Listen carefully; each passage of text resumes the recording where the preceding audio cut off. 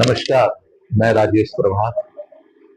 आज बात करते हैं हम लोग उस दौर की जब दादी नानी की कहानियां हम लोग सुना करते थे और बिना कहानी सुने हम लोग को नींद नहीं आती थी। लेकिन आज के इस परिवेश में, इस मोबाइल युग में दादी और नानी की कहानियां विलुप्त हो गई और बच्चे मोबाइल की दुनिया में खो गए।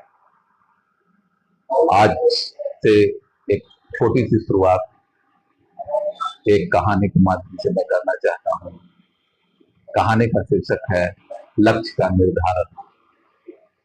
आजकल के युवा ख्वाहिश तो बहुत रखते हैं, लेकिन लक्ष्य का निर्धारण सही से नहीं करने के कारण और प्रयास सही से नहीं करने के कारण अपने लक्ष्य को नहीं पा सकते।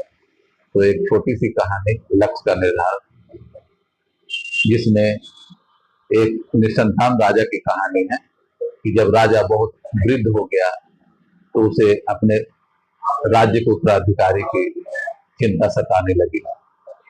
एक दिन उन्होंने अपने राज्य में यह घोषणा कर दी कि किसी खास दिन जो व्यक्ति उनसे मिलने आएगा उसे राज्य का कुछ हिस्सा दे दिया जाएगा। राजा का यह निर्णय सुन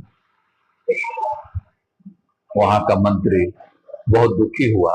वह राजा को बोला कि महाराज, आपकी इस घोषणा से एक नहीं हजारों लोग आपसे मिलने आ जाएंगे और सबको राज्य का कुछ हिस्सा देना पड़ेगा, जिससे कि राज्य टुकड़े में बढ़ जाएगा। राजा ने कहा कि मंत्री जी, समय आने दीजिए, सब पता चल जाएगा। एक खास दिन राजा अपने बगीचे में एक भव्य समारोह का आयोजन किया, जिसमें नाच गान, तरह तरह के व्यंजन और हर तरह की सुख सुविधाओं का वहां इंतजाम किया। हजारों लोग उस समारोह में शामिल हुए। कुछ नाच देखने में मशगूल हो गए तो कुछ खाने पीने में लग गए।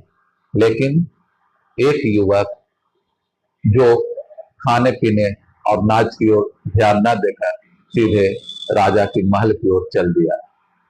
महल के दरवाजे पर दो दरवान तलवार लिए हुए खड़ा था।